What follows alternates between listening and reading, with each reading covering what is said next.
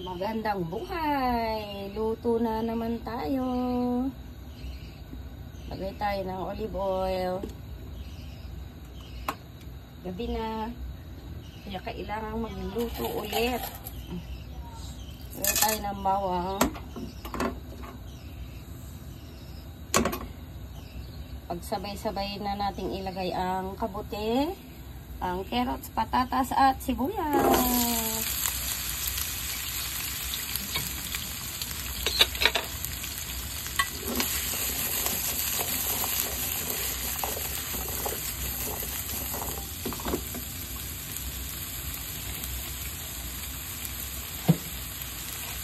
Maglagay tayo ng meatball. Ayan, kalahati lang ilalagay ko. Imbis na karne ang gagamitin ko, yan na lang para madali lang siyang lutuin. Hindi na ako magpapalambot pa.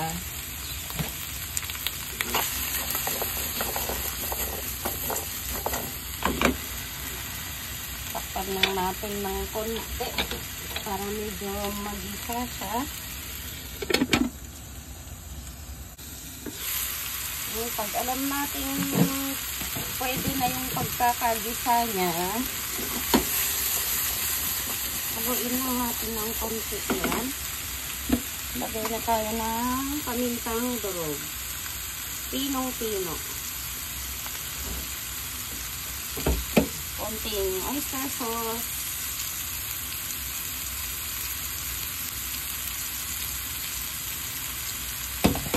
At ang tomato paste. 2 stick lang gagamitin ko. Pampalasa lang naman yan.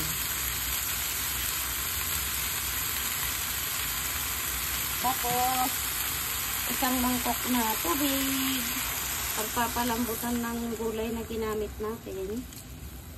At hayaan lang natin siyang kumulo dyan at lumambot.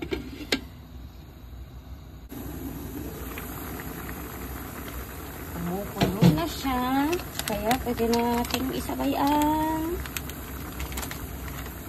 itlog ng pugo at ang kampanilyang berde. Tapos, maglalagay tayo ng 1 kutsarang asukal. Ayan. Dagdagan natin ng konti para mabalanse yung lasa. Palagi kong nakikita sa nanay ko yan eh. At ang pagluluto, kahit walang pangalan ang luto, kung nanay ang nagluluto, ay siguradong masarap yan. Siyempre. Kaya, na muna natin at hayaan na natin siyang kumunti ang sabaw.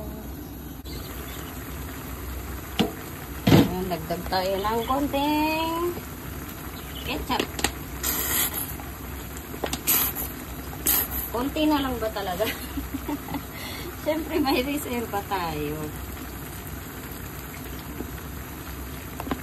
Tapos takpan ulit. Kahit walang halo-halo yan. Okay yan. Oops! Luto na siya. Yan. Saktong-sakto na yung lapot ng sabaw niya. At sakto na rin ang pagkakaluto ng kanyang gulay. Yan na siya. Tikman natin kung anong lasa.